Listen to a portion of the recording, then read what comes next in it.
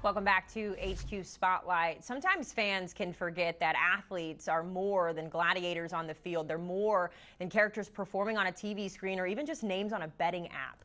We've had a tough week. We've seen news like we've seen earlier today. It reminds us that these players are human beings. Earlier this week, I should say. They're all subject to the same frailties we all face. Of course, this all stems from the tragic news we learned yesterday. Marshawn Kneeland died by suicide. His teammate Dak Prescott spoke about the tragedy surrounding the Cowboys. Tragic loss. I hurt. Heavy heart today. I hurt for Marshawn. I hurt for his family. I hurt for his girlfriend. I hurt for every single one of my teammates. It's just a pain that you don't wish upon anybody. You wish none of us had to go through this. You wish Marshawn didn't have to go through what he went through. And just thankful for each moment we have in this life, and don't take it for granted. And hug and love on those that you do.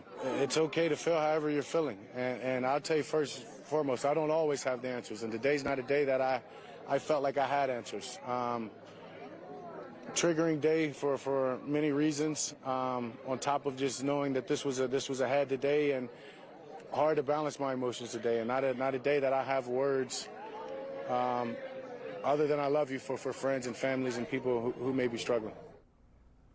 Certainly an important message. And to discuss this further, we have our Amy Trask, firsthand experience, Amy, in dealing with these situations. Unfortunately, when you were a CEO of the Raiders, obviously the NFL community has really been dealing with a heavy loss. Dallas Cowboys defensive end Marshawn Kneeland died by suicide at just 24, Amy. And, you know, when faced with tragedy or a highly emotional situation, how does an organization move forward from this?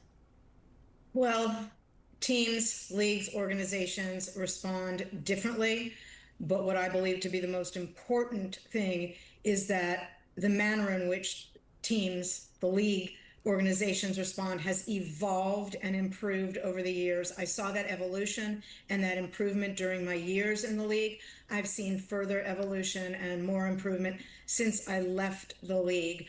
Many teams now have in place, whether on a full-time or on an available as needed basis, mental health and other professionals. And importantly, anything a player shares with any of those professionals is confidential. It's not reported back to anyone at the team or the league. The NFL and the NFLPA also have in place mental health resources. And you know what? The NFL is not the only league to do this. Our Big Three league, the first season, we put in place a mental health program and mental health resources for our players. So leagues, teams, organizations are all doing more now than they have, and they need to keep doing more. It's emotional, obviously, for everyone, but obviously having a personal connection to the team and to the players, just listening to Dak, you know, speak about this. Obviously, this is something that unfortunately he's had to handle a lot in his life. It's not just the Cowboys, though, Amy, when we think about these conversations and how we should look and speak and react to these players. Earlier this week, we saw the Giants kicker, Graham Gano, speaking out about threats that he got based on his performance in a football game. And really that's where the conversation is, Amy, is this is a game that we need to focus on. And so, again, I want to put you in that CEO role here. What's the impact when you see guys dealing with that kind of issue like we've seen with Graham Gano? What's the response in the building? Just how do you sort of sift through these situations?